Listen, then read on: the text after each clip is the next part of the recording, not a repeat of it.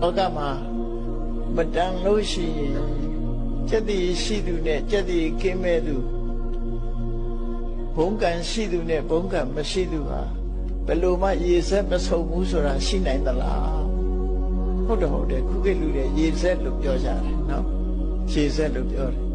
ဘုံကံမရှိတဲ့လူဟာရေဆက်ဆုံလို့မရဘူးတဲ့ဘုံကံညင်ဒါအကွာနေလို့ရှိရင်ရေဆက်မဆုံဘူး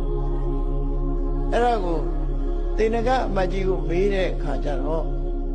ဘုံကံရှိသူနဲ့ဘုံကံမရှိသူဟာတူတူပေါင်းဖက်မှုများရှိသလားလို့ဆိုဒီရေဆက်မဆုံဘူးသူဟာဥဒ္ဓမရဒေဝီကပြောတယ်သူအဖေကပေးစားလိုက်တော့လည်းပဲသူတို့နှစ်ယောက်ဟာဘုံကံချင်းမတူလို့ရေဆက်မဆုံဘူးဆိုတာကိုပြောတော့တေနကအမကြီးကိုမေးတဲ့အခါဒါမဖြစ်နိုင်ဘူးလို့ပြောမရှိနိုင်ဘူးပေါ့မိဘပေးစားရဲ့တန်းနဲ့ဒီလိုဖြစ်တယ်ဆိုတော့လောကမှာမရှိနိုင်ဘူးဆိုတော့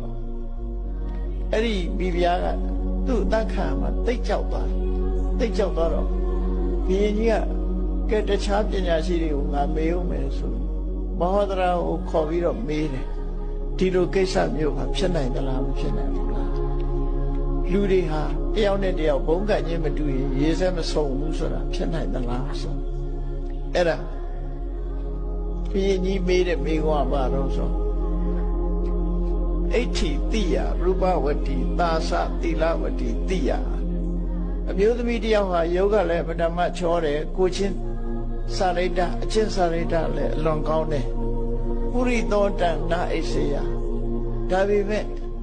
ယောက်ျားတယောက်ကအဲ့ဒီအမျိုးသမီးကိုလုံးဝမချစ်နိုင်ဘူးမခင်နိုင်ဘူးတတ္တဟာတိမောဒတာအဲ့ဒါမျိုးရှိတယ်ဆိုတာမင်းယုံကြည်သလားလောကမှာရှိနိုင်သလားအမျိုးသမီးတယောက်ကဘာမှအပြစ်မရှိဘူးယုံလဲချောတယ်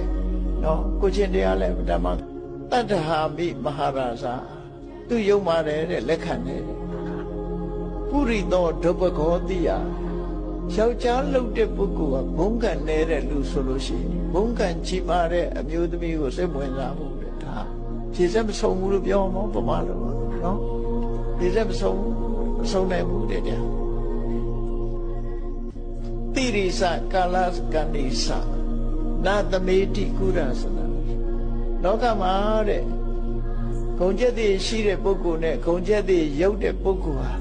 ဘယ်တော့အခါမှပေါင်းစည်းမိခြင်းမရှိနိုင်ပါဘူးတဲ့ဒါလူတဘာဝပါပဲဘုရားလောင်းကတော့ရှိနိုင်တယ်ဆိုတာကိုထောက်ခံပြီးတော့ပြောကြားလိုက်တဲ့အခါမှာဥဒ္ဓမရဒေဝီဟာ